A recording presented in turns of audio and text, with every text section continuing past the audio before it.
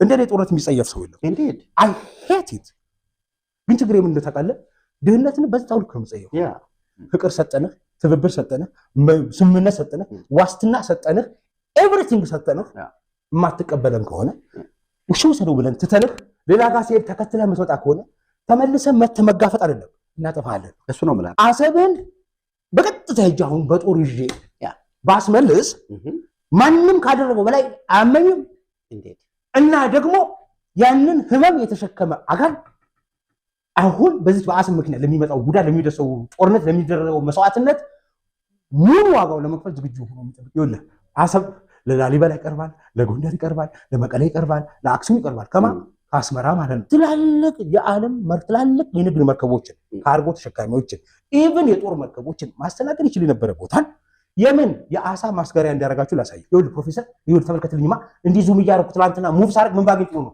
ስንት ትላልቅ የንግድ መርከቦችን የጦር መርከቦችን ባህር ሰርጓጆችን ማስተናገድ እንዲችል ታስቦ የነዳጅ ማጣሪያ ተገንብቶለት የተሰራው ትልቅ ሀብ ምን ሆኖ ተገኘ የአሳ ማስገሪያ መርከብ መሰባሰቢያ ሆኖ ተገኘ ተመልከት በእና ትላንትና ነብስ አለ ወይ ብዬ አሰብ ውስጥ ገብቼ ስፈልግ እችን አገኘው እንዴት እችንሽ በቃ እኛ እንዳንጠቀም ብላችሁ እናንተ ባለመጠቀማችሁ እኛን ለመጉዳት ብላችሁ አስባችሁ ምን ይሄ ንብረት የእናንተ ቢሆን ኖሮ እናንተ ኢንቨስት አድርጋችሁት ቢሆን ኖሮ የኢትዮጵያን ጥሩ ሀብት የተሰራ ባይሆን ኖሮ አሁንም ወቅት ቤት ተበቀሉ ነው ላይ ይሆናል አሰብ ላይ ባዶ ሆኖ አያችኋል እዛ ጅቡቲ ላይ ይሄ ተደረደረው ኮንቴነር ብዛት አያችኋል ተደርድሮ ቦታ ይዞ ለዛ ገንዘብ እየገፈገፈ በቢሊየን ገንዘብ ያወጣ ነው አንደኛ ምን ነው ብትጋሩ ምን ነው ሀብት ነው አንደኛ ጅቡቲ ላይ የምንከፍለው ኪራይ የኢትዮጵያ ሀብት ነው ሁለተኛ አሰብ ላይ የሚባክነው ሀብት የኢትዮጵያ ሀብት ነው እኛን ኢንቨስት ያደርግ ነው እንደው ብንጠቀምበት ምን አለ ነው ሁለተኛ ተመልከት ሌላኛው አሁን የዞክ ራሳያችሁ የጅቡቲ እንዴት ቢዚ ሆኖ ኮንቴነሩ ሞልቶ እንዴት ከተማው እንደሚተራመስ ተመልከቱ ይሄ ሁሉ ኮንቴነር ነው ይሄ ሁሉ የኢትዮጵያ ነው ይሄ ሁሉ የሚከፈልበት ነው ይሄ ሁሉ የኛ ነው ይሄ ሁሉ አስመራ ላይ አሰብ ላይ ሊቆም ይችላል ይሄ በሙሉ ኢትዮጵያ ነው ሌላ አይደለም ምንም ነገር የለም መርከቡ የሚያክለውን ተመልከቱ እንደው በእናታችሁ መርከቡ የሚያካክሉት ተመልከቷቸው ኤርትራ ብቻ አይደለም በነገራችን ራሱ የጅቡቲ ሁሉና የተመሰረተው በኢትዮጵያ ላይ ጅቡቲ እኮ እየበዘበዘ ነው ብቻም ሳይሆን ጅቡቲ እኮ ማለት ነው በግልጽ እንነጋገር ካለ ኢትዮጵያ ከሶማሌላንድ ጋራ የ20 ኪሎ ሜትር የላንድ ሊዝ ስትስማማ የመጀመሪያ ያደረጉት ምንድነው ጅቡቲዎች የሶማሌላንድ ፓስፖርት ህጋዊ አይደለም እንደምታውቀው ሀገር ስላልሆነ በሙሉ ለልሂቃኖቻቸው ለፖለቲከኞች የሰጡትን ፓስፖርት ምንድነው ያደረጉት አመከኑ ሁለት መጀመሪያ አውዳል የሚባለው ስቴት የምታስታውስ ከነበረ ከኢትዮጵያ ጋር ካልሆንኩ ሲል ነበር አይደለ ትምጣ ሲል ነበር አውዳሎችን ማደራጀት ጀመሩ ቅሬታቸውን በአደባባይ ነው የገለጹት ግልጽ ላይ ለምን ሲሰሩ እነዚህ በሙሉ ፓራሳይቲክ ስቴቱ ነው የተሰሩት ኢትዮጵያን እንዳለቅት ተጣብቀው ሊበዘብዙ ትልቁ ይሁን ሁሉ ማሰብ ያለብን እኛ ምንድነው አሰብ ወደብን እኛ ለምን አሳልፈን ሰጠን ነው ጨዋታው መሆን ያለበት ከዚህ ጀምረህ ከምጽዋ እዚህ እስክትደርስ እቺ ጅቡቲ እስካካይ እስክትደርስ 2353 ኪሎ ሜትር ነው ሲል 2353 እና አላማው ከዛ ኢትዮጵያ ወደዚህ አካባቢ ያው እንግዲህ ገልፍ ኦፍ ኤደን እዚህ ሃርጌሳ አለ ብለን ብንወስድ እዚህ አካባቢ ነው እንግዲህ ኢትዮጵያ 20 ኪሎ ሜትር ሊዝ ያደረገችው በርበራ ኮዛ በለው ነው ቆይ ተሳስተናል አጣጫ ሳይው ገልፍ ኦፍ ኤደን በርበራችሁት እኛ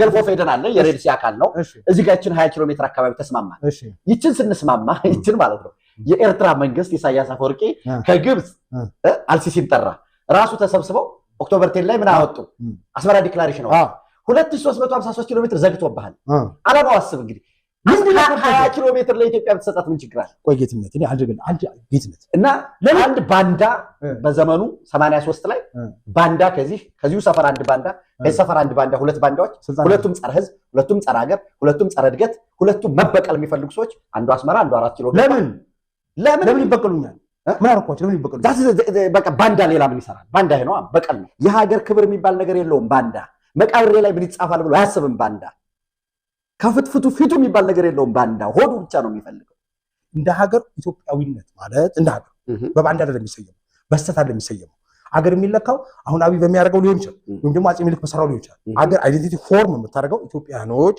አይደንቲቲያችንን ፎርም ያደርግነው ነፃነትን ታክለን ራሳችንን አስከብር ቆይ ፎልት ላይ ያለው አስከብረን ነው የምንሄደው ዛስ ዋን ቲንግ ይሄ አርበኞች ነው የምንዘክረው አድዋ ሙዚየም ሄደን አቋቋምነው በምክንያት ይሄ አንድ በልልኝ እሱ አይደንቲቲ መሰረትንበት ነው የእነዛኞቹ ደግሞ አይደንቲቲ ስትመለከተው የኢትዮጵያ የሆነ ነገር ሁሉ በመጸየፍ በመቃወም ላይ ተመሰረተ ነው ብዬ ስለ እስከምን ድረስ ይወስዳል በለሰለ የኢትዮጵያን ነፃነት ለመቃወም ብለው የሄዱበት ርቀት ባርነትን እንደ አይደንቲቲ እንደ ናሽናል አይዴንቲቲ አምኖ እስከመቀበልና ተከራክሮ እኛ ባርነት ተገዝተናል፣ ቅኝ ግዛት ተገዝተናል ብለው አምኖ ተቀብለው ናሽናል አይዴንቲቲ የዛ ላይ የተመሰረተ ብሔራዊ ማንነት እስከመመስረት አድርሷቸዋል።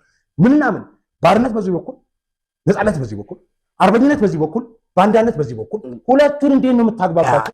እዚህ አስመራ ያለው ያ የባንዳዊ ልት ኤርትራ ትገንጠል ያለው አስካሪዎች የሆኑ የዛ የፋሽስቱም ቀደም ብሎ ደግሞ የኢምፔሪያሊስቱ የኮሎኒያሊስቱ ጣሊያን የዛ በውትድርና በንግድ ምናምን የነበረ ባንዳዋል አስካሪስ የነበረ ሊወጋም የመጣ አድዋ ላይ እዚህ ደግሞ እዚሁ ሰፈር ደግሞ እዛው የኛው ባንዳ ሰፈር የለውም፣ ባንዳነት ብሔር የለውም፣ ዘር የለውም፣ ቋንቋ ሃይማኖት የለውም። ባንዳ ጸረ ህዝብ፣ ጸረ ሀገር፣ ቅኝ ግዛት ጸረ ይሆናሉ። የሀገር ክብር የሚባል ነገር የለውም። ባንዳ መቃብሬ ላይ ምን ይጻፋል ብሎ አያስብም። ባንዳ ከፍትፍቱ ፊቱ የሚባል ነገር የለውም። ባንዳ ሆዱ ብቻ ነው የሚፈልገው። ባንዳ አንገቱን ቀና አድርጎ የኖረበት አገርም ስለሆነ ነው። ጣለው እኮ እሱ እኮ ጣል ነው። መለስ ዜናዊ የኤርትራ አፈሙዝ ቁልቁል አይደፋም ብሎ ጻፈ። የኤርትራ ጥያቄ የነፃነት ጥያቄ ነው ብሎ ያንን ጻፈ። ይህን ታሪክ ገጽ ላይ እንዴት ነው የምታየው? በጣም ርካሽ የጠላት አጀንዳ አንተ ኤርትራ ትላለህ። የግብፅን አጀንዳ ማስፈጸም ዓላማ አድርጎ መጥቶ ጣና በለሱን በቁሙ አውድቦ የሆነ የሄደን ሰውዬ የኢትዮጵያ መሪ አገልግሎትልኝ ልነግረኛችን ነው። ምንድነው? የተልእኮ መሪ ነው ስራው። ተልእኮ መሪ ብቻ እኮ አይደለም፣ ተዋግቶ ሰው 100,000 ሰው ገብሮ 60 ኪሎ ሜትር አስመራ ሲቀረው ደብድቦ ያስመለሰ ሰው። ታዲያ ዛሬ የኢህአዴግ ሰዎች እኔ ስማቸውን አንጠራቸውም እንጂ በእነሱ ሲሰሩ የነበሩ ሰዎች ዛሬ ተነስተው ኢትዮጵያ ውስጥ ለውጥ የለም፣ ፈረሰ፣ ሀገሩ እንዲህ የሆነ ነው፣ ሶማሊያ ተነሳ ከሶማሊያ ጎን ሆናለሁ፣ ግብፅ ሲመጣ ከግብፅ ጎን ሆናለሁ እያለ የሚፎክር አሁን መሳሪያ ሻቢያ ይስጠኝ የሚል ለምንድን ነው? ለምን እንዲህ ይሆናል? ነገ ማለፍ አለ፣ ነገ መሞት አለ። 2350 ኪሎ ሜትር ኤርትራ የቀይ ባህር ጠረፍን ስሰጣት እዚያም ያለው ባንዳ ሆኖ ነው እንጂ ነው። ይህ ትልቅ ሀገር ነው። በጋራ ተባብረን ነው 20 ኪሎ ሜትር ውሰድ፣ 30 ኪሎ ሜትር ውሰድ። ኤግዚስተንስ የሚባል አለ። አሁን ኢትዮጵያ ትወግድ የለም። አሁን ምንድነው ልጆቻችን ይመልሱታል ምናምን ያ ፓስቲዝም ሲሆን ሰላማዊ መንገድ ነው እንጂ ልጆቻችን ጋር ይደርስ ማሰብን ለማስመለስ በነገራችን ላይ ምን ማለት ነው? 2/3 እንደ የኛ ልጆች ላይ ያስመልሱት ይችላሉ። አቅም ላይ ኖራቸው ምን ማለት ነው? እሺ እንዴት ነው ማስመለስ? እኛስ ለምንድን ነው ለነሱ ዳም እናወርሳቸው? ሌላ ነገር እንሞታለን። ገባ? that's my point። ይሄ ፓስቲዝም ሆነ የለም በቃ በሰላማዊ መንገድ ነው የንግድ አማራጭ ምናምን። እዛ ያለ ባንዳ አለ፣ እዚህ ብሔራዊ አርበኝነት አለ። የባንዳ የተቀፈቀፈ ግን አለ። ግን ቁጭ ብሎታል አይደል እንዴ? እኔ አሁን እደነግጣለሁ። ሲሪየስሊ የምደነግጠው ለምን መሰለህ? ፋክት ነው። ኤርትራ ሉዓላዊ ሀገር ሆናለች። ሉዓላዊነት ግን መሬት ላይ ነው ሉዓላዊ የምትሆነው። በሌሎች ላይ አለቅቱን ሉዓላዊ ልትሆን አትችልም። ወቅታዊ መረጃዎች ቶሎ እንዲደርሳችሁ ቻናሉን ላይክ እና ሰብስክራይብ በማድረግ ይከታተሉ።